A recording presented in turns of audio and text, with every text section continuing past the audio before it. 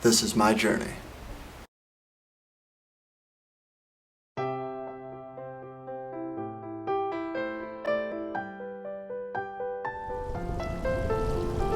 Can you see yourself?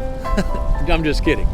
That would take some miraculous technology that maybe someday we might possess. But for now, if you see anybody's reflection here, it would pretty much have to be mine. Of course, if you come to Wichita, Kansas and sit here beside me, well, you'll be able to see yourself then too. So let's talk about what makes marriage hard. I told you last time that you're not the first person to come to me looking for some help with a marriage. In fact, I've probably talked with a few hundred people over the years, and what I've learned from them boils down really to 4 major challenges. Now, I'm not going to quote a bunch of experts or give you a string of statistics. It's just that every time someone comes to talk to me, the struggles fall into one of these 4 areas. My guess is that yours probably will too. This reflecting water reminds me of the first one. Now, I could give it a lot of different labels, but probably the name you would recognize most easily is communication. You know, the old, we can't talk to each other, or we fight all the time, or I just can't understand him, that kind of stuff. What this challenge points to is that when you look into your marriage, or more accurately, when you look at your partner, what you see isn't you. No, what you see looking back at you is this other person who is really very different from you in thousands of ways. Probably you're finding more of those ways every single day. And it's funny, when we start out in a relationship, all we seem to see is that wonderful list of similarities that you have with this person. We like the same things, we think so much alike, or we like the same music, and that list goes on and on. But now that happens for 2 reasons. First of all, we see all these similarities because in the early days of a relationship, we try real hard to be what we think the other person wants us to be. So we look our best, we laugh at his jokes, or we're willing to walk around the mall with her, all because we are really liking this person and we want to help them like us. The second reason that we see all those similarities is that we're looking for them.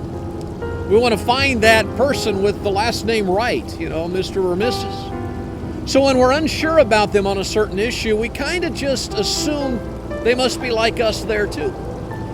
This similarities phase usually lasts up to about 6 months. But then another phase begins. It's the phase where we start seeing how different this person is from us.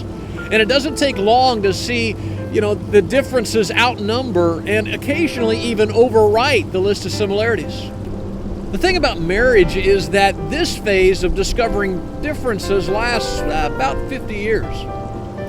I got a good friend that says that marriage is like spending the rest of your life learning a foreign language. You ever look across the breakfast table and wanted to ask, what, were you raised by wolves?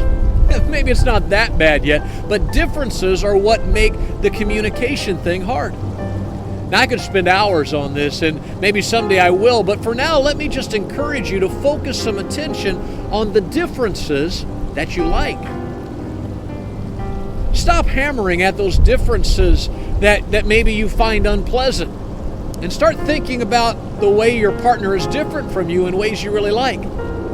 Like he's stable and calm, or she's really outgoing, or she's really careful with money, or he's not afraid to make a hard decision. Somewhere in the list of these differences are the very things that attracted you to this person. You see, when we focus our energy on those differences that we don't like, we end up thinking our job is somehow to fix our partner, and that's not usually a game he or she wants to play. When you focus on those positive things, you end up affirming the best qualities in your partner, and you find yourself happier with who they are.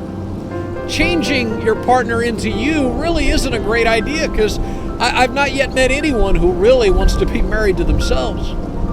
The first assignment in marriage is to learn this other person. You got to put in the effort to understand him, learn what motivates her, and soon enough you'll have a sense of how to talk to each other. If you can't make that effort, you're just going to keep frustrating each other. Instead of insisting that your partner think and act and respond like you do or like you want them to, try celebrating who they are. Now, I know this is a bigger topic than this video can manage, but find a few ways to try this and see if some of your frustration begins to fade. In part 3, we'll take a run at those times when communication turns ugly. We'll find somewhere with some flowers in case you're going to need them.